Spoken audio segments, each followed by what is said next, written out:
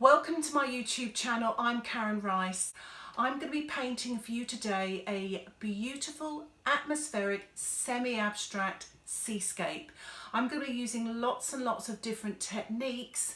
I will be using the spraying and spritzer technique. I will be spattering with white paint. I'm going to be using salt, a pipette, and using a plastic card to paint on with and also to scrape off with. I'm going to be using some gold alcohol ink just to create a little bit of sparkle at the end of the painting. I'd love you to join me on my journey and feel inspired to have a go at this wonderful technique. I just wanted to show you, this was a painting, it's an acrylic painting. This is what inspired me to paint this watercolour. This is something I painted a couple of years ago, and it's of a photograph that I took in Tenerife, which I will have on the video. You can see the photograph. But I'm going to be doing similar things. It won't be in portrait mode, but I'll be doing similar things with the background here, the light, these turquoises in the foreground here with all the grasses. Because it's landscape, I won't have as much grasses, but I hope you enjoy it. Let's get started.